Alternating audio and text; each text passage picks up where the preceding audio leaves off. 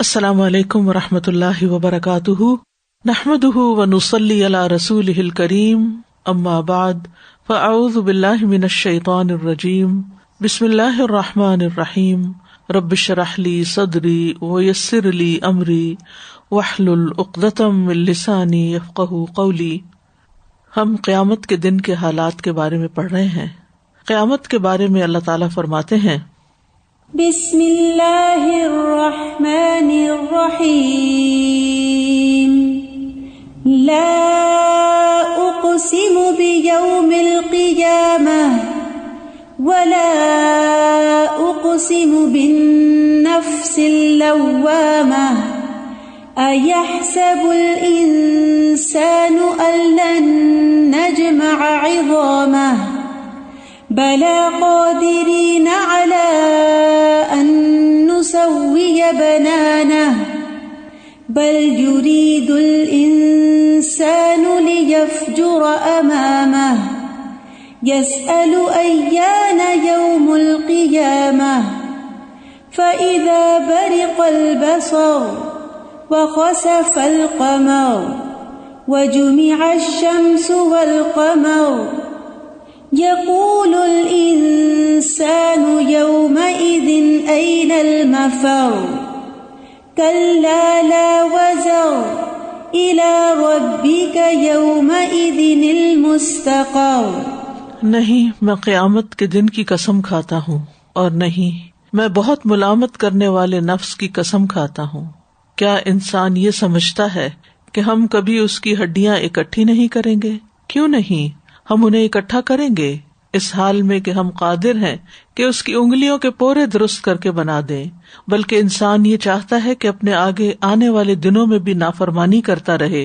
وہ پوچھتا ہے اٹھ کھڑے ہونے کا دن کب ہوگا؟ پھر جب آنکھ پتھرا جائے گی اور چاند گہنا جائے گا اور سورج اور چاند اکٹھے کر دیے جائیں گے، اور انسان اس دن کہے گا کہ بھاگنے کی جگہ کہاں ہے؟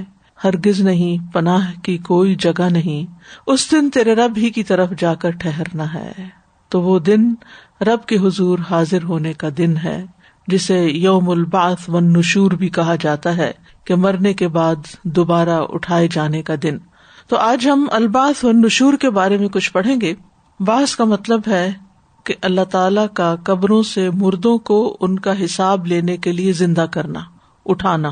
اور یہ اٹھانا کیسے ہوگا؟ جس میں جسم اور روح دونوں کو اکٹھا کر دیا جائے گا، دونوں کے ساتھ انسان زندہ ہوگا۔ اور اس پر اللہ تعالیٰ کا یہ قول دلالت کرتا ہے، انما یستجیب الذین یسمعون والموتى یبعثهم اللہ ثم الیہ یرجعون۔ قبول تو صرف وہی لوگ کرتے ہیں جو سنتے ہیں، یعنی حق بات کو، اور جو مردے ہیں اللہ انہیں اٹھائے گا، پھر وہ اسی کی طرف لوٹائے جائیں گے۔ اسی طرح لفظ نشور بھی استعمال ہوا ہے، جس کا لفظی معنی ہے بکھرنا، متفرق ہونا، اور شرعی اصطلاح میں اس سے مراد قبروں سے نکل کر حساب کتاب کے مقام پر منتشر ہونا، وہاں جا کر اکٹھے ہونا۔ یعنی قبروں سے جب نشور ہوگا تو متفرق ہوں گے، اور پھر اس کے بعد حساب کتاب کے لیے جمع ہوں گے، تو وہاں بھی ہر کوئی اپنے جیسے لوگوں کے ساتھ ہوگا۔ اور یہ نشور اس وقت ہوگا جب اللہ تعالیٰ بارش نازل کرے گا، تو جسم ایسے اگیں گے جیسے کھیتی اگتی ہے، پھر سور میں پھونک ماری جائے گی تاکہ لوگ حساب کے لیے کھڑے ہو جائیں۔ یعنی بارش کے برسنے سے جسم ایک طرح سے ریوائیو ہونا شروع ہو جائیں گے، اور جو ہی وہ جسم سور کی آواز سنیں گے تو پھر اٹھ کھڑے ہوں گے اور اللہ سبحانہ وتعالیٰ کے حضور حاضر ہو جائیں گے۔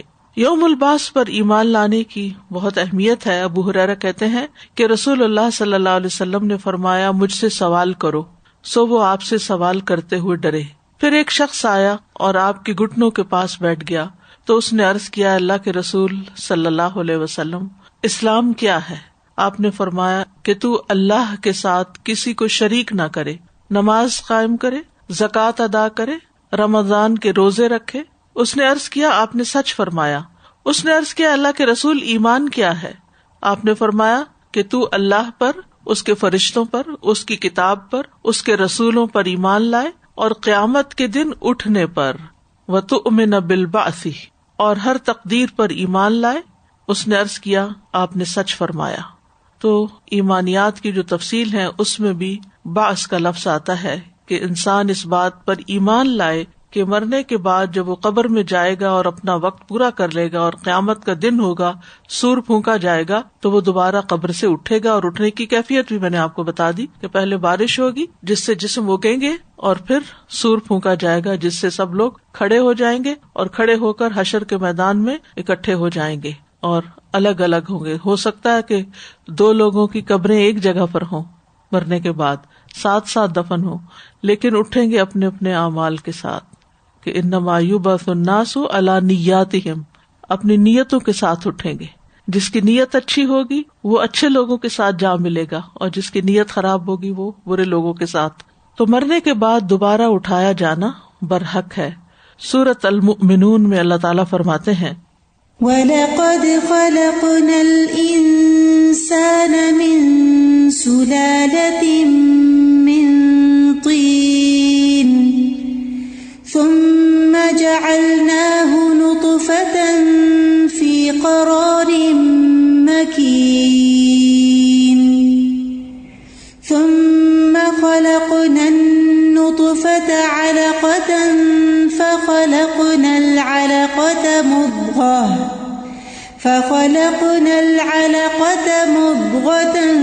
فَخَلَقْنَا الْمُضْغَةَ عِظَامًا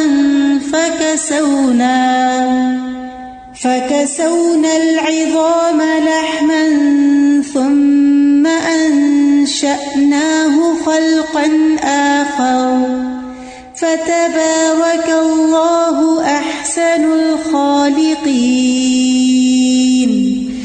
ثُمَّ إِنَّكُمْ بَعْدَ ذَلِكَ لَمَيِّتُونَ ثُمَّ إِنَّكُمْ يَوْمَ الْقِيَامَةِ تُبْعَثُونَ.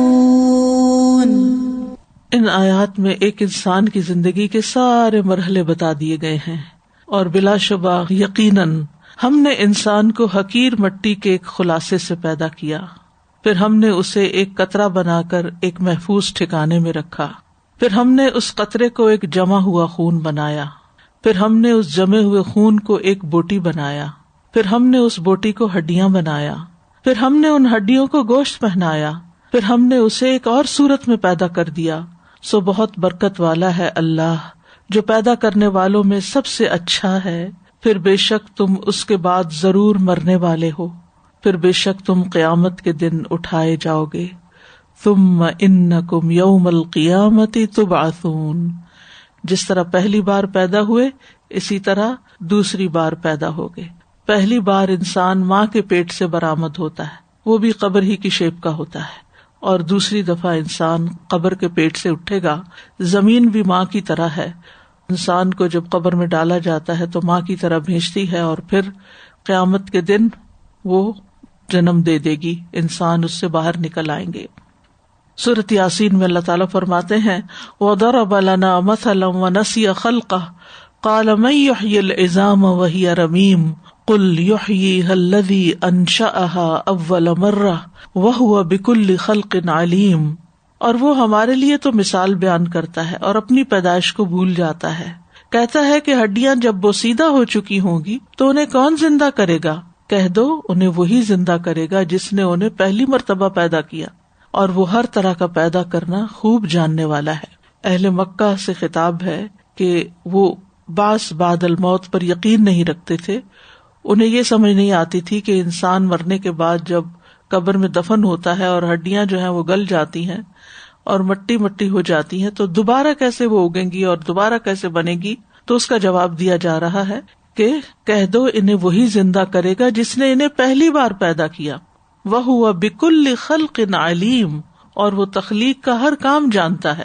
تو اللہ سبحانہ تعالیٰ کے لیے دوبارہ پیدا کرنا کچھ بھی مشکل نہیں ہے. سورۃ لقمان میں آتا ہے مَا خَلْقُكُمْ وَلَا بَعْثُكُمْ إِلَّا كَنَفْسٍ وَاحِدَةٍ إِنَّ اللَّهَ سَمِيعٌ بَصِيرٌ. تم سب کو پیدا کرنا اور دوبارہ زندہ کر کے اٹھا دینا ایسا ہی ہے جیسے صرف ایک نفس کو پیدا کرنا. بلا شبہ وہ سب کچھ سننے والا اور دیکھنے والا ہے. یعنی جیسے کسی ایک کو پیدا کرنا، اسی طرح سب کو پیدا کرنا اس کے لیے ایک برابر ہے، کچھ مشکل نہیں. یعنی یہ کام اللہ تعالیٰ کے لیے بہت آسان ہے. سورۃ قاف میں آتا ہے انا نحن نحیی ونمیت والینا المصیر یوم تشقق الارض عنہم سراعا ذلک حشر علینا یسیر. یقیناً ہم ہی زندہ کرتے ہیں اور ہم ہی موت دیتے ہیں اور ہماری ہی طرف لوٹ کر آنا ہے. جس دن زمین ان سے پھٹے گی اس حال میں کہ وہ تیز دوڑنے والے ہوں گے. جیسے سورۃ یاسین میں بھی آتا نا فَإِذَا هُم مِّنَ الْأَجْدَاثِ إِلَىٰ رَبِّهِمْ يَنْسِلُونَ کہ وہ پرانی قبروں سے نکل کر اپنے رب کی طرف دوڑ رہے ہوں گے, تیزی سے بھاگ رہے ہوں گے. تو یہاں بھی جب زمین پھٹے گی تو وہ تیزی سے اس میں سے نکل کے دوڑ رہے ہوں گے. ذالک حشر علینا یسیر, یہ ایسا اکٹھا کرنا ہمارے لیے بہت ہی آسان ہے. یعنی اللہ تعالیٰ کے لیے کچھ بھی مشکل نہیں. اللہ تعالیٰ دوبارہ پیدا کرنے پر, اٹھانے پر پوری طرح قادر ہے.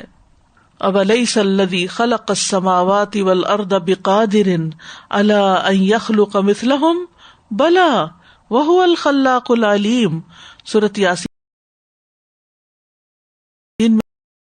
آتا ہے اور کیا جس نے آسمانوں اور زمین کو پیدا کر لیا وہ اس پہ قادر نہیں کہ ان جیسے اور پیدا کر دے, ان کو دوبارہ پیدا کر دے؟ کیوں نہیں, وہی سب کچھ پیدا کرنے والا, سب کچھ جاننے والا ہے. اور دوبارہ اٹھا کر ایک ایک پور درست بنا دیا جائے گا. یعنی انگلیوں کے کنارے جو ہیں وہ بھی, کیونکہ ان میں ایسے نشانات ہوتے ہیں جو انسان کی آئیڈینٹی ہوتے ہیں, جو ایک انسان کو دوسرے انسان سے مختلف بناتے ہیں. جیسے انسان کا تھم پرنٹ ہے, ہر شخص کا جو تھم پرنٹ ہے وہ دوسرے سے مختلف ہے. تو خصوصی طور پر انگلیوں کے ان حصوں کو بنانے کا ذکر بھی سورۃ القیامہ میں آتا ہے. اَيَحْسَبُ الْإِنسَانُ أَن لَّن نَّجْمَعَ عِظَامَهُ بلا قادرین علی ان نسوی بنانا. کیا انسان سمجھتا ہے کہ بے شک ہم کبھی اس کی ہڈیاں اکٹھی نہیں کریں گے؟ کیوں نہیں, ہم انہیں اکٹھا کریں گے اس حال میں کہ ہم قادر ہیں کہ اس کی انگلیوں کے پورے درست کر کے بنا دیں. اور اللہ سبحانہ تعالیٰ تاکیدی طور پر فرماتے ہیں کہ وَأَنَّ السَّاعَةَ آتِيَةٌ لَا رَيْبَ فِيهَا وَأَنَّ اللَّهَ يَبْعَثُ مَن فِي الْقُبُورِ. اور یہ کہ قیامت یقیناً آنے والی ہے, اس میں کوئی شک ہی نہیں ہے. اور یہ کہ اللہ تعالیٰ ان کو جو قبروں میں ہے دوبارہ اٹھا لے گا. جیسے سورۃ الانعام میں آتا ہے وَالْمَوْتَى يَبْعَثُهُمُ اللَّهُ ثُمَّ إِلَيْهِ يُرْجَعُونَ. اور جو مردے ہیں اللہ ان کو اٹھائے گا, پھر وہ اسی کی طرف لوٹائے جائیں گے. اور کائنات کی نشانیوں سے دوبارہ جی اٹھنے پر دلائل دیے گئے. خاص طور پر بارش کے برسنے سے مردہ زمین جیسے زندہ ہوتی ہے, اسی طرح قیامت کے دن بھی بارش برسے گی اور مردے زندہ ہو جائیں گے. پودوں کے زمین سے نکلنے کی طرح بندے بھی زمین سے اٹھیں گے. جیسے سورۃ قاف میں آتا ہے وَنَزَّلْنَا مِنَ السَّمَاءِ مَاءً مُبَارَكًا فَأَنبَتْنَا بِهِ جَنَّاتٍ وَحَبَّ الْحَصِيدِ وَالنَّخْلَ بَاسِقَاتٍ لَهَا طَلْعٌ نَضِيدٌ رِزْقًا لِلْعِبَادِ وَأَحْيَيْنَا بِهِ بَلْدَةً مَيْتًا كَذَلِكَ الْخُرُوجُ. اور ہم نے آسمان سے ایک بہت بابرکت پانی اتارا, وہ کیا ہے؟ بارش. پھر ہم نے اس کے ساتھ باغات اور کاٹی جانے والی کھیتی کے دانے اگائے اور کھجوروں کے لمبے لمبے درخت جن کے تہ بتہ خوشے ہیں, بندوں کو روزی دینے کے لیے. اور ہم نے اس کے ساتھ ایک مردہ شہر کو زندہ کر دیا. اسی طرح نکلنا ہے, یعنی پورا علاقہ سرسبز ہو جاتا ہے. قیامت کے دن بھی وسیع میدان پر لوگ اسی طرح قبروں سے نکل کر کھڑے ہو جائیں گے اور ہر طرف زندگی نظر آنے لگے گی. تو یوم البعث والنشور, اور پھر حشر بھی کہا جاتا ہے, یعنی یوم الحشر, حشر کا دن. حشر کا مطلب ہے لوگوں کی جماعت کو ان کے رہنے کی جگہ سے نکالنا اور جنگ وغیرہ کے لیے اکٹھا کرنا. یعنی حشر کا لفظ جو ہے یہ جماعت یا گروہ پر بولا جاتا ہے. اور اصطلاحی معنوں میں حشر کا لفظ قیامت کے دن پر بولا جاتا ہے. یعنی وہ دن ہے جب لوگوں کو ہانک کر حساب کتاب کے لیے محشر میں اکٹھا کیا جائے گا. ابن حجر رحمہ اللہ حشر کا معنی بیان کرتے ہوئے کہتے ہیں کہ اس کا اصطلاحی معنی ہے سب مردوں کو دوبارہ زندہ کیے جانے کے بعد ان کو قبروں سے اور دیگر چیزوں سے کھڑے ہونے کے مقام پر جمع کرنا. یعنی جہاں قیام ہے سب کا, قیام لرب العالمین, وہاں سب کو ہانک کر لا کر اکٹھا کر دیا جانا. بیجوری کہتے ہیں حشر کا لفظ اس بات کی وضاحت کرتا ہے کہ تمام لوگوں کو چلا کر موقف کی طرف لایا جائے. موقف کیا؟ جہاں وقوف ہوگا. اور وقوف کیا ہوتا ہے؟ کھڑا ہونا. جیسے عرفہ کے دن کھڑے ہوتے ہیں نا, تو اس کو بھی وقوف کہتے ہیں, وقوف عرفہ. تو یہ وقوف محشر ہوگا, یعنی حشر کے میدان میں وقوف کرنا. اور موقف وہ جگہ ہے جہاں لوگوں کو کھڑا کیا جائے گا. تو قبروں سے کس طرح اٹھایا جائے گا؟ سورۃ الانفطار میں آتا ہے وَإِذَا الْقُبُورُ بُعْثِرَتْ، یعنی اب بعث، نشور، حشر، اب امیجنیشن سے بھی کام لیں، اپنے تصورات میں یہ ساری چیزیں لاتے جائیں کہ اب لوگ اکٹھے ہو گئے ہیں اور ہو رہے ہیں، تو قبر سے اٹھانے کا طریقہ کیا ہوگا؟ سورۃ الانفطار میں آتا ہے وَإِذَا الْقُبُورُ بُعْثِرَتْ، جب قبریں الٹ دی جائیں گی، یعنی نیچے کی مٹی اوپر کر دی جائے گی اور نکال کے باہر کر دیا جائے گا. اور پھر یہ کہ سب مخلوق کو اکٹھا کیا جائے گا، کوئی ایک شخص بھی باقی نہ رہے گا. سورۃ الکہف میں اللہ تعالیٰ فرماتے ہیں وَيَوْمَ نُسَيِّرُ الْجِبَالَ وَتَرَى الْأَرْضَ بَارِزَةً وَحَشَرْنَاهُمْ فَلَمْ نُغَادِرْ مِنْهُمْ أَحَدًا. اور جس دن ہم پہاڑوں کو چلائیں گے اور آپ زمین کو بالکل چٹیل ہموار یعنی بالکل اسموتھ دیکھو گے، اور ہم لوگوں کو جمع کریں گے تو ان میں سے کسی کو بھی باقی نہیں چھوڑیں گے. کوئی ایک بھی کہیں غائب نہیں ہو سکے گا، کہیں چھپ نہ سکے گا. کوئی درخت نہیں ہوگا، کوئی ٹیلا نہیں ہوگا، کوئی مکان نہیں ہوگا کہ جس کے اندر یا پہاڑ میں یا کسی غار میں یا انڈر گراؤنڈ جا کے چھپ جائیں. نہیں، فلم نغادر منہم احدا. شیخ سعدی رحمہ اللہ کہتے ہیں اللہ اس زمین پر تمام مخلوق کو اکٹھا کرے گا، ان میں سے کسی کو بھی باقی نہ چھوڑے گا. اگلوں پچھلوں سب کو صحراؤں کے پیٹوں سے، سمندر کی گہرائیوں سے، ہر جگہ سے نکال کر اکٹھا کرے گا ایک جگہ. جب ان کے اعضاء اور اجزاء بکھر چکے ہوں گے اور وہ پارا پارا ہو چکے ہوں گے تو اللہ ان کو نئی زندگی عطا کرے گا. لوگ صف باندھے اللہ کے سامنے پیش ہوں گے تاکہ اللہ تعالیٰ ان سے جواب دہی کرے. ان کے اعمال دیکھ کر ان کے بارے میں عدل پر مبنی فیصلہ ہوگا، انصاف کا فیصلہ. وَلَا يَظْلِمُ رَبُّكَ أَحَدًا، تمہارا رب کسی پر بھی ظلم نہیں کرے گا. سب لوگوں کو اکٹھا کیا جائے گا. ذَلِكَ يَوْمٌ مَجْمُوعٌ لَهُ النَّاسُ وَذَلِكَ يَوْمٌ مَشْهُودٌ، یہ وہ دن ہے جس کے لیے سب لوگ جمع کیے جانے والے ہیں، اور یہ وہ دن ہے جس میں حاضری ہوگی. اولین آخرین سب کے سب، حضرت آدم سے لے کر آخری پیدا ہونے والے انسان تک سب جمع کیے جائیں گے. قل ان الاولین والآخرین لمجموعون الی میقات یوم معلوم، کہہ دیجئے بے شک تمام پہلے اور پچھلے ایک معلوم دن کے مقرر وقت پر یقیناً اکٹھے کیے جانے والے. یعنی دن بھی معلوم ہے، وقت بھی معلوم ہے، طریقہ بھی معلوم ہے، سب نے اللہ کے حضور حاضر ہونا ہے. اگر انسان اس بات پر یقین رکھتا ہو کہ یہ سب کچھ ہونا ہے تو پھر اس کی زندگی کتنی مختلف ہو جائے، وہ کتنا اللہ کانشیس ہو جائے. وہ ہر بات میں یہ دیکھے کہ میرا رب مجھ سے راضی ہے یا نہیں. اس کے سارے معاملات، چاہے عبادات ہوں چاہے لوگوں سے معاملات ہوں، وہ کھڑے ہو جائیں، درست ہو جائیں. نبی صلی اللہ علیہ وسلم نے فرمایا اللہ اگلوں اور پچھلوں کو کھڑے ہونے کی حالت میں ایک مقرر دن کے لیے جمع کرے گا. تو اسی لیے یہ قیامت اور قیام اور کھڑا ہونا جو ہے یہ ذہن میں رہے. پھر اللہ تعالیٰ نے ہر ایک کو شمار کر کے رکھا ہوا ہے، سب گنتی میں ہے. انسانوں کی گنتی جو ہے وہ غلط ہو جاتی ہے. ادھر کسی بھی علاقے یا کسی بھی شہر یا ملک کے لوگوں کی گنتی کی جاتی ہے تو ابھی گنتی جاری ہوتی ہے کہ کچھ مر جاتے ہیں، اس میں سے ڈراپ ہو جاتے ہیں، اور کچھ نئے پیدا ہو چکے ہوتے ہیں، وہ گنتی پھر خراب ہو جاتی. یعنی ایکوریٹ نمبر کبھی کوئی نہیں نکال سکتا کسی علاقے کا، کیونکہ یہ ہیومنلی پاسبل نہیں ہے. لیکن اللہ سبحانہ وتعالیٰ نے سب کو شمار کر رکھا ہے. لقد احصاہم وعدہم عدا وکلہم آتیہ یوم القیامۃ فردا، بلا شبہ یقیناً اس نے ان کا احاطہ کر رکھا ہے، انہیں گن رکھا ہے، اچھی طرح شمار کر رکھا ہے، اور ان میں سے ہر ایک قیامت کے دن اس کے پاس اکیلا آنے والا ہے.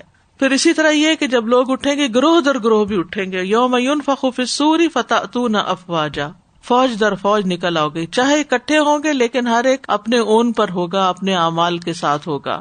جہاں کہیں بھی کوئی ہوگا اللہ اس کو لے آئے گا. اینما تکونوا یأتی بکم اللہ جمیعا، تم جہاں ہوگے اللہ تمہیں اکٹھا کر کے لے آئے گا. ان اللہ علی کل شیء قدیر، بے شک اللہ تعالیٰ ہر چیز پر خوب قدرت رکھتا ہے.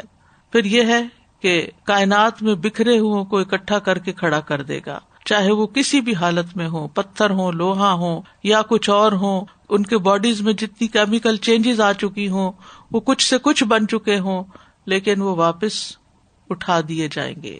ابو ہریرہ رضی اللہ عنہ کہتے ہیں رسول اللہ صلی اللہ علیہ وسلم نے فرمایا ایک آدمی نے ایک بھی نیکی نہ کی تھی جب وہ مرنے لگا تو اس نے اپنے گھر والوں سے کہا کہ مجھے جلا کے میرا آدھا حصہ سمندر میں ڈال دینا، جبکہ آدھا حصہ ہواؤں میں اڑا کے خشکی پہ بکھیر دینا۔ پس اللہ کی قسم اگر اللہ نے اسے قابو کر لیا، اللہ اسے ضرور بے ضرور ایسا عذاب دے گا کہ جہان والوں میں سے کسی کو نہیں دیا ہوگا۔ بس جب وہ آدمی مر گیا تو اس کے گھر والوں نے وہی کیا جو انہیں حکم دیا گیا تھا، یعنی باپ نے جو کچھ کہا تھا۔ بس اللہ نے خشکی کو حکم دیا تو اس نے جو بھی حصہ اس میں تھا اس کے جسم کے ذرات کا، اس نے اس کو جمع کر لیا۔ سمندر کو حکم دیا تو پانی نے وہ سارے ذرات جمع کر دیے جو اس کے جسم کے تھے، اور اللہ کے سامنے لا کے اس کو کھڑا کر دیا گیا۔ اللہ نے اس سے پوچھا ایسا تو نے کیوں کیا؟ اس نے کہا میرے رب تیرے خوف کی وجہ سے، اور تو زیادہ جانتا ہے۔ تو اللہ تعالیٰ نے اس کو بخش دیا۔ اور ایک اور روایت میں آتا ہے اللہ عز و جل نے ہر چیز کو جس میں بھی اس کے جسم کا کوئی حصہ تھا اس کو حکم دیا کہ جو کچھ تجھ میں اس کا حصہ نکال دے، تو ناگہاں وہ اللہ کے سامنے پورے کا پورا کھڑا تھا۔ تو اللہ تعالیٰ نے اس سے پوچھا کہ تم نے یہ سب کیوں کیا؟ اس نے کہا یا رب تیرے ڈر کی بنا پر۔ تو اللہ تعالیٰ نے اس کو بخش دیا، کیونکہ جو اللہ سے ڈرتا ہے وَلِمَنْ خَافَ مَقَامَ رَبِّهِ جَنَّتَانِ۔ پھر یہ ہے کہ آدمی زمین کے جس علاقے میں بھی مرتا ہے تو قیامت کے دن وہ زمین کہے گی کہ اللہ یہ وہ بنتا ہے جو تو نے مجھے سونپا تھا، یعنی جہاں بھی مرتا ہے جہاں بھی دفن کیا جاتا ہے وہ نکال دے گی، چاہے وہ رہتا کہیں اور ہی کیوں نہ ہو۔ پھر یہ ہے کہ جسم روح سے مل جائیں گے، اور نہ صرف یہ کہ انسان بلکہ باقی جاندار بھی اٹھائے جائیں گے۔ سورۃ الانعام میں آتا ہے وَمَا مِن دَابَّةٍ فِي الْأَرْضِ وَلَا طَائِرٍ يَطِيرُ بِجَنَاحَيْهِ إِلَّا أُمَمٌ أَمْثَالُكُمْ مَا فَرَّطْنَا فِي الْكِتَابِ مِن شَيْءٍ ثُمَّ إِلَىٰ رَبِّهِمْ يُحْشَرُونَ۔ اور زمین میں چلنے والا نہ کوئی جانور نہ اڑنے والا جو اپنے دو پروں سے اڑتا ہے مگر تمہاری طرح امتیں ہیں، ہم نے کتاب میں کسی چیز کی کمی نہیں چھوڑی، پھر وہ اپنے رب کی طرف اکٹھے کیے جائیں گے۔ یعنی اڑنے والے پرندے بھی اکٹھے کیے جائیں گے اور زمین پہ چلنے والے جاندار بھی اکٹھے کیے جائیں گے، وحشی جانوروں کو بھی اکٹھا کیا جائے گا۔ وَإِذَا الْوُحُوشُ حُشِرَتْ، وحوش کا بھی یعنی وحشی جانوروں کا بھی حشر ہوگا۔ وَمَا بَثَّ فِيهِمَا مِن دَابَّةٍ وَهُوَ عَلَىٰ جَمْعِهِمْ إِذَا يَشَاءُ قَدِيرٌ۔ تو یہ اللہ کی نشانیوں میں سے ہے کہ جو بھی اس نے زمین و آسمان میں جاندار پھیلا دیے ہیں وہ ان کو اکٹھا کرنے پہ پوری طرح قادر ہے، جہاں بھی کوئی ہوگا سب کو اکٹھا کر لے گا۔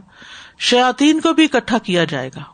سورۃ مریم میں آتا ہے فَوَرَبِّكَ لَنَحْشُرَنَّهُمْ وَالشَّيَاطِينَ ثُمَّ لَنُحْضِرَنَّهُمْ حَوْلَ جَهَنَّمَ جِثِيًّا۔ تو قسم ہے تیرے رب کی، بے شک ہم ان کو اور شیطانوں کو ضرور اکٹھا کریں گے، پھر بے شک ہم انہیں جہنم کے گرد ضرور گھٹنوں کے بل گرے ہوئے حاضر کریں گے۔ تو اس سے یہ پتہ چلتا ہے کہ صرف انسانی کا حشر نہیں ہونے والا بلکہ باقی مخلوقات کا بھی۔ جہاں تک انسانوں کا تعلق ہے تو لوگ ننگے پاؤں ننگے بدن اور بے ختنہ اٹھائے جائیں گے، یعنی انسانوں کے جسم پر نہ کپڑے ہوں گے، نہ پاؤں میں جوتے ہوں گے اور نہ ان کے ختنے ہوئے ہوں گے، یعنی بالکل پہلی حالت میں جیسا کہ پہلی مرتبہ اللہ تعالیٰ نے پیدا کیا۔ ابن عباس کہتے ہیں نبی صلی اللہ علیہ وسلم نے فرمایا قیامت کے دن تم لوگ ننگے پاؤں برہنہ بدن بغیر ختنہ جمع کیے جاؤ گے۔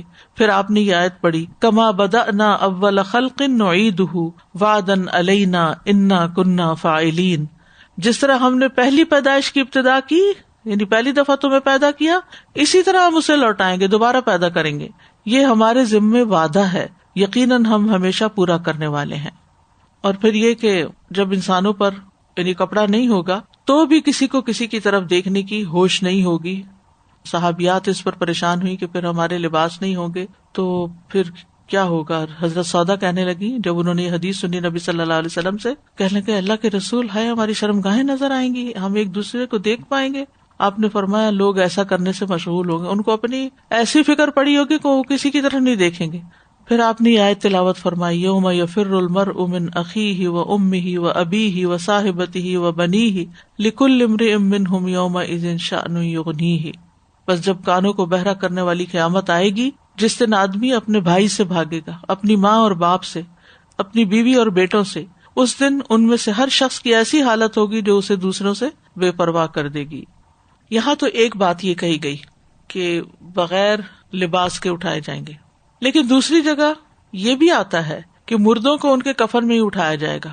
رسول اللہ صلی اللہ علیہ وسلم نے فرمایا جب کوئی آدمی اپنے بھائی کو کفن دینے کا ذمہ دار بنے تو اچھا کفن دے، کیونکہ مردوں کو اپنے کفن میں اٹھایا جائے گا اور اسی لباس میں وہ ملاقات کریں گے۔ یوم الطلاق ہے نا، ایک دوسرے کو دیکھیں گے۔ ابو سعید خدری رضی اللہ عنہ کی موت کا وقت قریب آیا تو انہوں نے نئے کپڑے طلب کیے اور ان کو پہنا، اور اس کے بعد فرمایا کہ میں نے رسول اللہ صلی اللہ علیہ وسلم سے سنا، آپ فرماتے تھے کہ مردہ اسی لباس میں قبر سے اٹھایا جائے گا جس میں اس کی موت واقع ہوئی تھی۔ اب ایک یہ بھی روایت ہے، یعنی کفن سے پہلے جو کپڑے پہنے ہوئے تھے اس میں اٹھایا جائے گا، دوسری میں کیا ہے کفن میں اٹھایا جائے گا، اور تیسرا کیا ہے ننگے اٹھیں گے۔ تو اب ان روایات میں تطبیق کیسے ہوگی؟ پہلی بات یہ کہ علماء کہتے ہیں کہ قبر سے اٹھتے وقت کفن میں ہوں گے، بعد میں وہ کفن جھڑ جائیں گے اور حشر میں وہ برہنہ ہوں گے، ٹھیک ہے، یعنی ایک رائے یہ دی جاتی ہے۔ پھر وہ کہتے ہیں کہ جب قبروں سے نکالے جائیں گے تو اس وقت لباس ہوگا، حشر میں ننگے بدن کھڑے کیے جائیں گے، یعنی یوں اس پہ تطبیق کرتے ہیں۔ دوسرا یہ کہتے ہیں کہ کچھ لوگ برہنہ ہوں گے، کچھ لوگ لباس میں ہوں گے، ٹھیک ہے، کچھ لوگ لباس میں ہوں گے، کچھ بے لباس ہوں گے۔ ابن حجر کی رائے ہے کہ کچھ لوگوں کو حشر میں ننگا اٹھایا جائے گا اور کچھ کو بالباس۔ تیسری رائے یہ ہے کہ سب برہنہ ہوں گے، صرف انبیاء کو لباس پہنایا جائے گا، ایک رائے یہ ہے، اور سب سے پہلے حضرت ابراہیم علیہ السلام کو لباس پہنایا جائے گا، یا وہ قبر سے اس لباس کے ساتھ نکلیں گے جس لباس پر ان کو موت آئی تھی، اور ان کے بعد اللہ تعالیٰ مخلوقات میں سے جس کو چاہیں گے لباس پہنائیں گے۔ یہ بھی ایک معنی کیا گیا۔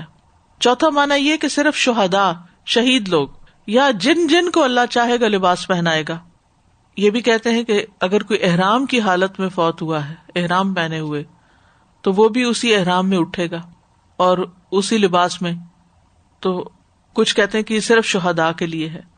بہرحال صحیح بخاری سے یہ ضرور پتہ چلتا ہے کہ سب سے پہلے جسے کپڑے پہنائے جائیں گے وہ ابراہیم علیہ السلام ہے۔ اب یہ نہیں پتہ چلتا کہ فوراً بعد پہنائے جائیں گے یا حشر کے اندر پہنائے جائیں گے، کون سے مقام پہ پہنائے جائیں گے، لیکن یہ بتا دیا گیا کہ سب سے پہلے ان کو پہنائے جائیں گے۔ علی رضی اللہ عنہ کہتے ہیں کہ سب سے پہلے ابراہیم علیہ السلام کو مصر کی بنی ہوئی 2 عمدہ چادروں کا لباس پہنایا جائے گا، یعنی جیسے مصری کاٹن ہوتی ہے اس طرح کا لباس ان کو پہنایا جائے گا۔ پھر نبی صلی اللہ علیہ وسلم کو یمن کی 2 دھاری دار چادروں کا حلہ پہنایا جائے گا، اور آپ عرش کی دائیں جانب ہوں گے۔ پھر یہ ہے کہ موت والی حالت پر لوگوں کو اٹھایا جائے گا۔ یہ بات تو پہلے بھی آپ نے سنی ہوگی کہ یبعث کل عبد علی ما مات علیہ، جو شخص جس حال میں فوت ہوگا اللہ اسے اسی حال میں اٹھائے گا۔ احرام والا احرام کی حالت میں شہید خون کے ساتھ، اور اسی طرح اگر کوئی غلط کام کرتے ہوئے مرے گا تو وہ اسی کام کے ساتھ اٹھے گا۔ جابر رضی اللہ عنہ کہتے ہیں کہ میں نے نبی صلی اللہ علیہ وسلم کو یہ فرماتے ہوئے سنا ہے کہ قبر سے ہر شخص کو اسی حال پہ اٹھایا جائے گا جس پہ وہ مرا ہوگا، مومن اپنے ایمان پر اور منافق اپنے نفاق پر۔ پھر اسی طرح انما یبعث الناس علی نیاتہم، نبی صلی اللہ علیہ وسلم نے فرمایا لوگ قیامت کے دن اپنی نیتوں کے مطابق اٹھائے جائیں گے۔ حاجی تلبیہ کہتے ہوئے اٹھے گا، لبیک اللہم لبیک پکارتے ہوئے اٹھے گا، اور اس کو اگر احرام کا کفن دیا جاتا ہے تو وہی پہن کے۔ شہید بہتے ہوئے خون کے ساتھ اٹھے گا۔ رسول اللہ صلی اللہ علیہ وسلم نے فرمایا اس ذات کی قسم جس کے ہاتھ میں میری جان ہے، جو شخص بھی اللہ کے راستے میں زخمی ہوا، اور اللہ تعالیٰ خوب جانتا ہے کہ اس کے راستے میں کون زخمی ہوا، وہ قیامت کے دن اس طرح سے آئے گا کہ اس کے زخموں سے خون بہ رہا ہوگا۔ رنگ تو خون جیسا ہوگا لیکن اس میں خوشبو مشک جیسی ہوگی، یعنی مسک کی طرح کی۔ شہید شہداء کی مہر کے ساتھ اٹھے گا۔ رسول اللہ صلی اللہ علیہ وسلم نے فرمایا جسے اللہ کے راستے میں کوئی زخم لگا وہ قیامت کے دن اس حال میں آئے گا کہ اس کے زخم سے بہنے والے خون کی بو کستوری کی طرح ہوگی اور رنگ زعفران کی طرح ہوگا، اس پر شہداء کی مہر ہوگی۔ جس نے اللہ سے خلوص دل کے ساتھ شہادت کا سوال کیا، یعنی جیسے ہم لوگ ہیں، تو اللہ تعالیٰ اسے شہید کے اجر سے نواز دے گا اگرچہ وہ بستر پر ہی مر جائے، لیکن دیکھا کیا جائے گا اس کی نیت کتنی تھی، یا اوپر سے بس خانہ پوری کے لیے کہہ رہا تھا۔ تو یہ ہے کچھ حالات جن پر لوگ اٹھائے جائیں گے، اور بھی تفصیلات آتی ہیں جیسے اندھے اٹھائے جائیں گے، بہرے اٹھائے جائیں گے، نیلے رنگ کے ہوں گے، لیکن یہاں جس بات پہ دلیل دی گئی ہے وہ یہ کہ اس اٹھنے پر بعث بعد الموت پر ہمارا ایمان ہونا چاہیے، اور یہ ارکان ایمان میں سے ہے، جسے ہم کہتے ہیں نا ایمان مفصل کے آخر میں والبعث بعد الموت، اور موت کے بعد دوبارہ جی اٹھنے پر ہم ایمان رکھتے ہیں۔ جی استاذہ، میرے ذہن میں یہ بات آ رہی تھی کہ ابھی جیسے بہت سے حادثات ایسے ہوتے ہیں جس میں باڈیز کا پتہ نہیں چلتا، جی ہاں، پلین کریش ہو گیا پورے کا پورا، چند ایک مل گئی، جل گئے، جل گئے, کچھ ملا ہی نہیں, پتہ ہی نہیں. کافی سال پہلے پاکستان میں گلگت کے علاقے میں ایک پلین غائب ہو گیا تھا. ہمارے جاننے والوں کی فیملی تھی, پورے والدہ اور 4 بچے. تو آج تک کچھ نہیں پتا وہ لوگ زندہ ہے, کہاں ہے, کس طرح. یعنی پلین کہاں ہے یہ بھی نہیں پتا, یہ بھی نہیں پتا, نہ پلین کا پتا نہ اس کی سواریوں کا پتا. اور سبحان اللہ, دیکھیں اللہ سبحانہ تعالیٰ اس دن ہر کسی کو ہر جگہ سے سبحان اللہ سب کا نشور ہوگا. میں پیٹرا گئی تھی نا, تو وہاں پہ جو کھنڈرات ہے نا اس شہر کے, تو میں یہی سوچتی تھی کہ یہاں کون رہتے ہوں گے, کون لوگ ہوں گے جو یہاں پہ اتنے پہاڑوں میں اتنی بڑی بڑی عمارتیں ہیں ان کی, اور پورا شہر کا شہر, پھر ایک پورا شہر زمین کے اندر, باقاعدہ زمین کے اندر کافی نیچے جا کے, مطلب ہوں گی کوئی 5 to 6 سٹوریز نیچے وہ لے کے جاتے ہیں لفٹ سے, اور وہ شہر دکھاتے ہیں اندر.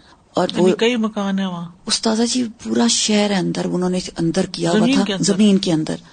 وہ اس طرح سے کیا ہوا تھا کہ اوپر اتنی برف پڑا کرتی تھی تو وہ سارا کچھ نیچے ہی شفٹ کر گئے تھے, پورا ہی نیچے. تو وہ دیکھ کے تو مجھے یہ ہوتا تھا کہ یہ کون لوگ ہوں گے, اور جب وہ اٹھیں گے تو ظاہر ہے وہ پتہ نہیں جو گھر ان کے بنے ہوئے, جو پیٹرا کے گھر ہیں, وہ تو آپ امیجن ہی نہیں کر سکتے, اتنی اونچی ان کی چھتیں ہیں, اور پہاڑ کے اندر کمرے ہیں باقاعدہ. پہلے جیسے ڈرائنگ روم سا بڑا سا آتا ہے, پھر رومز آتے ہیں, پھر نیکسٹ رومز, پھر اس کے اوپر منزل ہے, اور اس کے دروازے ہی ہمارے دروازے سے 5 ٹائم بڑے دروازے, اور چوڑے بھی اس طرح سے بہت بڑے. آپ نے اس کے اندر کھڑے ہو کے آپ کو لگتا ہے جیسے آپ تو کوئی منہ سے بونے ہیں. تو ظاہر ہے انہوں نے اپنے مطابق بنائے ہوں گے نا. تو میں یہ سوچتی کہ وہ شہر کے شہر جو دب گئے میں اور وہ کہاں چلے گئے, وہ اللہ تعالیٰ ایک دن اکٹھا کرے گا ان سب کو, اور سارے وہاں جمع ہوں گے, اور حساب لیا جائے گا, اور حساب دیا جائے گا. کوئی بھی بھاگ نہیں سکے گا, کوئی بھی چھپ نہیں سکے گا, کوئی بھی غائب نہیں ہو سکے گا, اور جو کر رہے ہیں اسی کے مطابق اٹھائے جائیں گے. جیسے اللہ سبحانہ تعالیٰ نے ہوا کو حکم دیا اور سارے اس کے اعضاء جو ہیں وہ پورے ہو گئے انسان کے. تو اب زندگی میں جیسے ہم دیکھتے ہیں, اللہ نہ کرے کوئی اپاہج ہو جاتا ہے, کوئی محتاج ہوتا ہے, تو ایک چھوٹا سا عذاب مسنگ ہو جاتا ہے کسی حادثے میں یا کچھ, تو کتنی سرجریز اور کتنی وہ پروسیس میں سے گزر کے, اور پھر بھی وہ والی چیز اس طرح سے نہیں بن پاتی جو اصل ہوتی ہے انسان کی. تو سبحان اللہ, وہاں اللہ کے حکم سے وہ ذرہ ذرہ ہوا بھی, ہوا کے ذروں میں سے بھی اللہ سبحانہ تعالیٰ نے اکٹھا کر لیا اور سب جمع ہو گیا. سبحان اللہ. ان اللہ علی کل شیء قدیر. استاذہ جی, میں سوچ رہی تھی کہ یہ چیز جو ہمارے ایمان کا حصہ ہے, ہمارے لیے تو الحمدللہ ٹیکسٹ میں موجود ہے, باقی دنیا جو اس بات پہ نہیں بھی یقین رکھتی, انہوں نے بھی اس نالج پہ ریسرچ کی ہے, اور اب جو اس وقت نئی ٹیکنالوجی کے ساتھ جو موویز بن رہی ہیں اس میں بعض اوقات وہ لوگ دکھاتے ہیں کہ someone goes and dies, اور پھر اس کے بعد بہت زمانوں کے بعد کوئی آیا. خاص طور پہ جو پری ہسٹورک ایرا کے لیے یہ لوگ ویڈیوز بناتے ہیں, اس میں یہ ذروں کا جو جمع کرنا ہے نا, یہ اب ویژولز میں آ گیا. آپ بڑی آسانی سے اس کو دیکھتے ہیں کہ بہت سارے ذرات جمع کر کے تو اس سے پھر وہ ایک آدمی سا کھڑا کر کے دکھا دیتے ہیں. ویڈیوگرافی کی دنیا میں انہوں نے وہ کیا ہے. تو ہمارا تو آلریڈی اس پہ ایمان ہے, اور ایمان کی سطح پہ پھر جا کے انسان یہی سوچے کہ ہم کہاں ہوں گے اس بالکل اصل بات یہ اصل چیز کہ اس سارے ہجوم میں ہم کہاں ہوں گے اور ہمارا حال کیا ہوگا, اور کوئی کسی کو پوچھے گا نہیں. یبصرونہم, دکھائے بھی جائیں گے, لیکن ہر ایک کو ایسی اپنی پڑی ہوگی کہ دوسرے کا حال بھول جائے گا.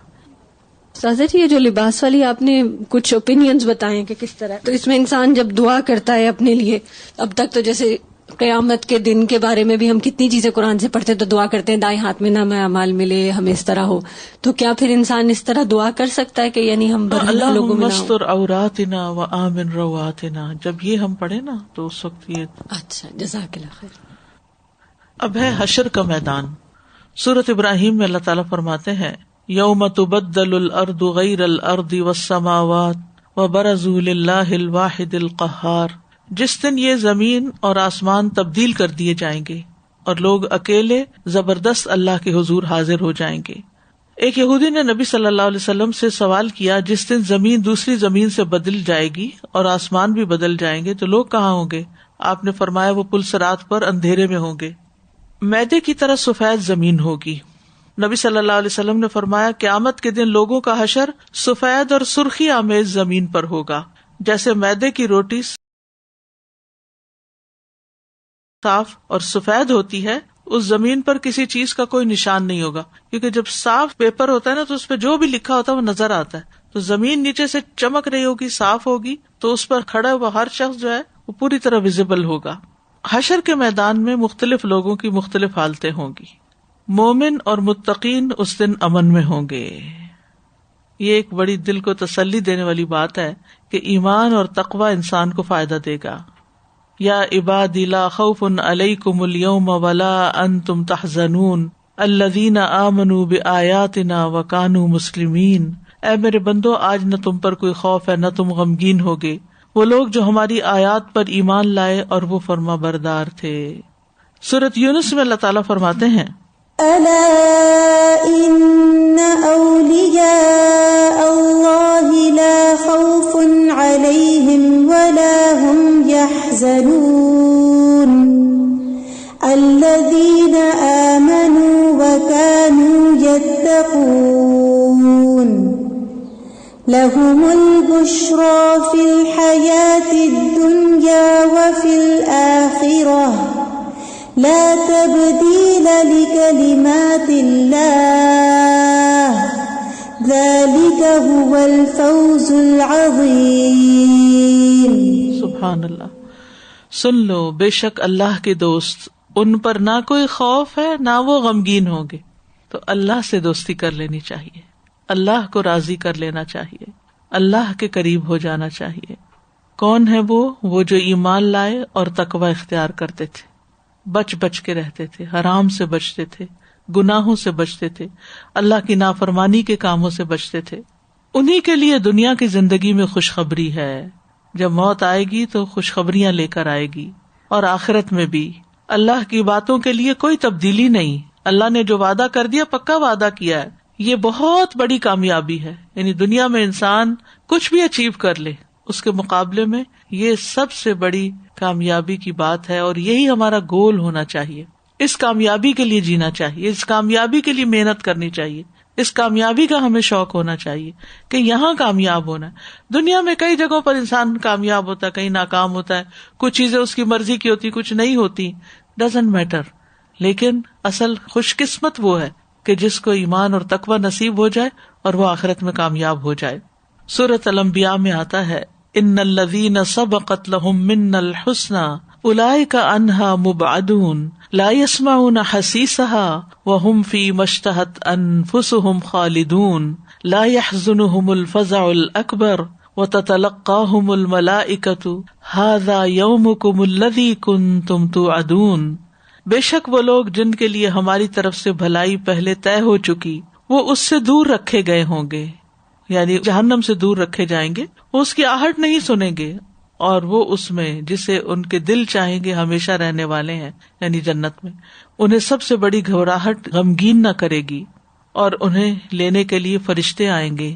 یہ ہے تمہارا وہ دن جس کا تم وعدہ دیے جاتے تھے. اس دن کا تم سے وعدہ کیا گیا، آج تم امن کے ساتھ اللہ کی جنت میں داخل ہو جاؤ.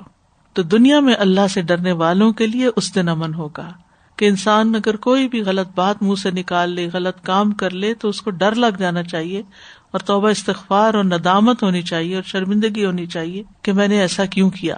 رسول اللہ صلی اللہ علیہ وسلم نے فرمایا، اللہ تعالیٰ فرماتے ہیں مجھے میری عزت کی قسم، میں اپنے بندے پر 2 امن اور 2 خوف جمع نہیں کرتا ہوں. یعنی اگر میرا بندہ دنیا میں مجھ سے امن میں رہا تو میں اسے اس دن خوف میں مبتلا کروں گا جس دن اپنے بندوں کو جمع کروں گا، اور اگر وہ دنیا میں مجھ سے ڈر گیا تو لوگوں کے جمع ہونے کے دن میں اسے امن عطا کروں گا. تو کچھ لوگ ہیں نا، وہ یہ کہتے ہیں کہ اللہ سے نہیں ڈرتے، اللہ ہے بس پیار ہی پیار، ڈرنے کی ضرورت نہیں. نہیں ہے، ڈرنے کی ضرورت ہے. اللہ بہت بڑا، اور ہم اس کی نافرمانی کر کے اس کو ناراض کرتے ہیں، اس کا غضب بھڑکاتے ہیں. تو اس سے توبہ کرنی چاہیے اور اس کو خوش کر دینا چاہیے اطاعت کے ساتھ. کچھ چہرے اس دن حشاش بشاش ہوں گے. وجوہ یومئذ ناظرہ الی ربہا ناظرہ. اس دن کئی چہرے تر و تازہ ہوں گے، اپنے رب کی طرف دیکھنے والے ہوں گے. دوسری جگہ پر آتا ہے یوم تبیض وجوہ وتسود وجوہ. جس دن کچھ چہرے سفید ہوں گے اور کچھ چہرے سیاہ ہوں گے. تو جن لوگوں کے چہرے سیاہ ہوں گے، کیا تم نے اپنے ایمان کے بعد کفر کیا، یعنی ایمان لا کے پھر اللہ کی نافرمانی کے کام کیے، تو عذاب چکھو اس وجہ سے جو تم کفر کیا کرتے تھے. وَأَمَّا الَّذِينَ ابْيَضَّتْ وُجُوهُهُمْ فَفِي رَحْمَتِ اللَّهِ هُمْ فِيهَا خَالِدُونَ. رہے وہ لوگ جن کے چہرے سفید ہوں گے، سو اللہ کی رحمت میں ہوں گے، وہ اس میں ہمیشہ رہنے والے ہیں، ہمیشہ ہمیشہ۔ امت محمد صلی اللہ علیہ وسلم کے وضو کی وجہ سے آزاد چمک رہے ہوں گے۔ رسول اللہ صلی اللہ علیہ وسلم نے فرمایا، میری امت کے لوگ وضو کے نشانات کی وجہ سے قیامت کے دن سفید پیشانی اور سفید ہاتھ پاؤں والوں کی شکل میں بلائے جائیں گے، یعنی وہ جب اٹھیں گے تو ان کے ہاتھ پاؤں چمک رہے ہوں گے۔ یہ وضو کی برکت ہے، اس لیے کبھی بھی وضو سے گھبرانا نہیں چاہیے، شوق سے اور مل مل کے اور خوشی سے وضو کرنا چاہیے۔ فرمایا، تم میں سے جو کوئی اپنی چمک بڑھانا چاہتا ہے وہ بڑھا لے، یعنی اچھی طرح وضو کیا کرے۔ عبداللہ بن مسعود کہتے ہیں، لوگوں نے عرض کیا، یا رسول اللہ، آپ قیامت کے روز اپنے امتیوں کو کیسے پہچانیں گے جن کو آپ نے کبھی دیکھا بھی نہیں ہوگا؟ آپ نے فرمایا، وہ وضو کے اثرات کی وجہ سے سفید روشن پیشانی والے، چمکتے ہوئے روشن ہاتھ پاؤں والے چتکبرے ہوں گے، یعنی باقی جسم کے مقابلے میں جیسے بکرا ہوتا ہے نا چتکبرا، کہ اس کا کچھ حصہ جسم کا سیاہ ہوتا ہے اور کچھ حصہ سفید ہوتا ہے، تو اسی طرح رسول اللہ صلی اللہ علیہ وسلم نے فرمایا، میں قیامت کے دن اپنے ہر امتی کو پہچان لوں گا۔ صحابہ نے عرض کیا، یا رسول اللہ، مخلوق کے اتنے بڑے ہجوم میں آپ انہیں کیسے پہچانیں گے؟ نبی صلی اللہ علیہ وسلم نے فرمایا، یہ بتاؤ، اگر تم کسی استبل میں داخل ہو جہاں کالے سیاہ گھوڑے بندھے ہوئے ہوں اور ان میں ایک گھوڑے کی پیشانی روشن چمکدار ہو اور سفید ہو، تو کیا تم اسے دیگر گھوڑوں میں پہچان لو گے؟ صاف نظر آؤٹ شائن کر رہا ہوگا۔ انہوں نے جواب دیا، کیوں نہیں؟ نبی صلی اللہ علیہ وسلم نے فرمایا، اسی طرح اس دن میرے امتیوں کی پیشانیاں سجدوں کی وجہ سے روشن اور وضو کی وجہ سے ان کے اعضاء چمک رہے ہوں گے۔ یہ تو مومنین اور متقین کا حال ہوگا۔ اس کے برعکس مجرمین کی حالت کیا ہوگی؟ ان کے چہرے پر ذلت چھائی ہوئی ہوگی۔ وَتَرْهَقُهُمْ ذِلَّةٌ، جیسے سورۃ یونس میں آتا ہے کہ انہیں ذلت ڈھانپ لے گی۔ مَا لَهُم مِّنَ اللَّهِ مِنْ عَاصِمٍ، انہیں اللہ سے بچانے والا کوئی نہیں ہوگا۔ كَأَنَّمَا أُغْشِيَتْ وُجُوهُهُمْ قِطَعًا مِّنَ اللَّيْلِ مُظْلِمًا أُولَٰئِكَ أَصْحَابُ النَّارِ هُمْ فِيهَا خَالِدُونَ، گویا ان کے چہروں پر رات کے بہت سے ٹکڑے اڑا دیے گئے ہوں، کالے سیاہ، جبکہ وہ اندھیری ہو، یہی لوگ آگ والے ہیں، وہ اس میں ہمیشہ رہیں گے۔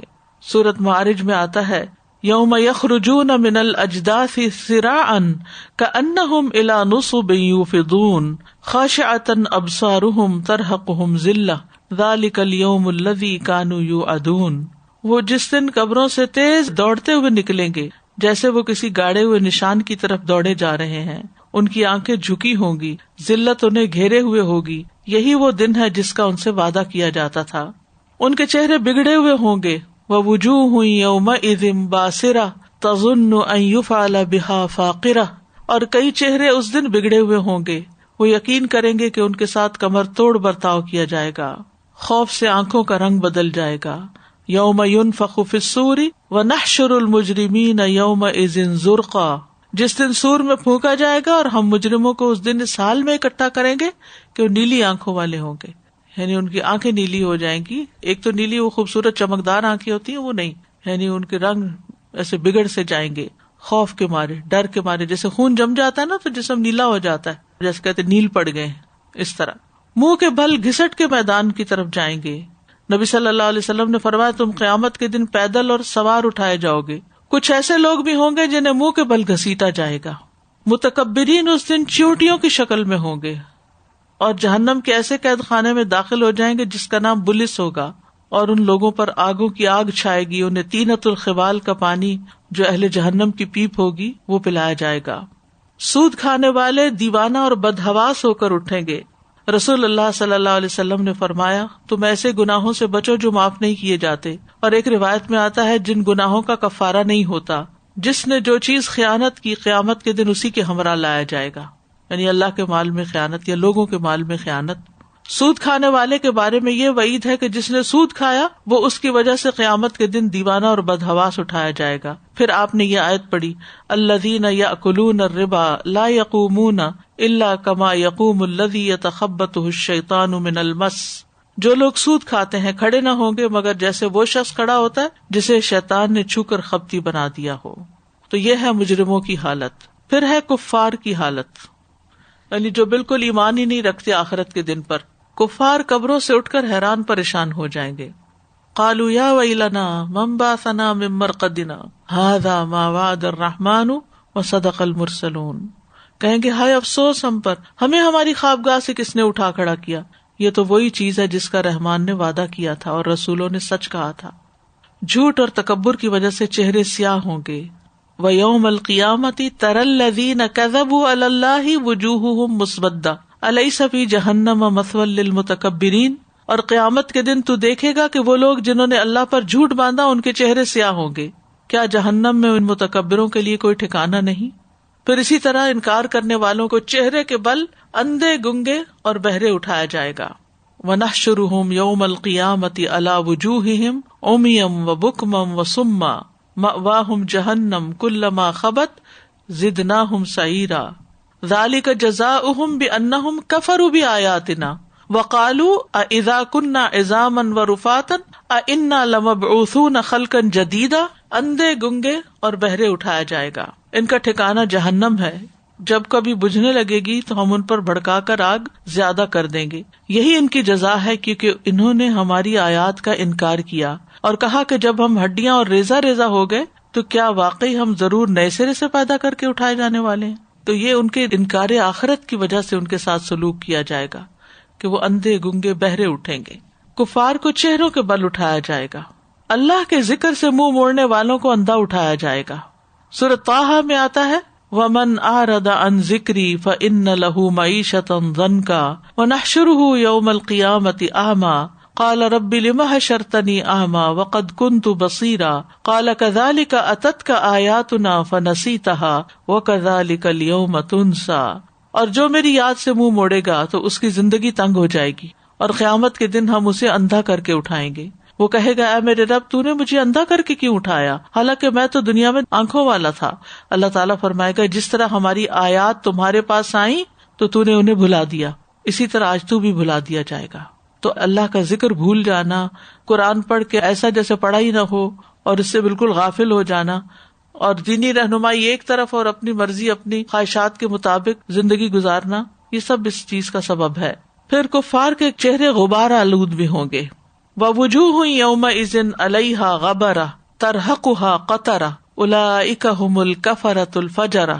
اور کچھ چہرے اس دن ان پر ایک غبار ہوگا، ان کو سیاہی ڈھانپے ہوئے ہوگی، یہی ہیں جو کافر ہیں، نافرمان ہیں. کافر کے لیے وہ دن بہت کٹھن دن ہوگا، مشکل دن ہوگا. ھذا یوم عسر، وہ کہیں گے یہ تو بڑا کٹھن دن ہے. کافر اس دن کی ہولناکی سے مرنے کی خواہش کرے گا. انا انذرناکم عذابا قریبا یوم ینظر المرء ما قدمت یداہ ویقول الکافر یا لیتنی کنت ترابا.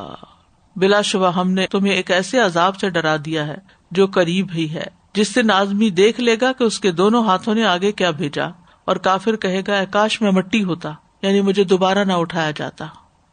ہم اکثر ایک دفعہ قرآن سے یا تو گزر جاتے ہیں یا ہم نے بچپن سے ہی پڑھا ہوتا ہے تو اسی کو ہم کافی سمجھتے ہیں کہ بس ہم نے پڑھا اور ہم بھول جاتے ہیں اس کو. اور یہ سب جو نشانیاں یہ بار بار پڑھنے سے، ہم نے ابھی جیسے تدبر کا کورس کیا، ہم نے مختلف طریقوں سے بھی پڑھا ہے، پھر بھی ہمیں یاد دہانی کی کتنی زیادہ ضرورت ہے.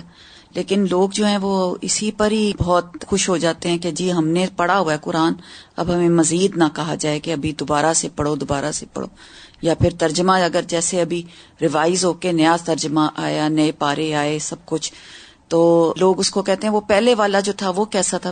ہر چیز میں امپروومنٹ ہوتی ہے. اسی طرح انسان کے ایمان بڑھتا ہے اور مسلسل اپنے آپ کو جیسے گھسیٹنا پڑتا ہے کہ ہم یہ کام کرتے چلے آئیں. اللہ تعالیٰ ہم سب کو بس بچا کے رکھے اور اللہ تعالیٰ اس میں عمل کی توفیق عطا فرمائے. وآخر دعوانا ان الحمد للہ رب العالمین. سبحانک اللہم وبحمدک اشہد ان لا الہ الا انت استغفرک واتوب الیک. السلام علیکم ورحمۃ اللہ وبرکاتہ.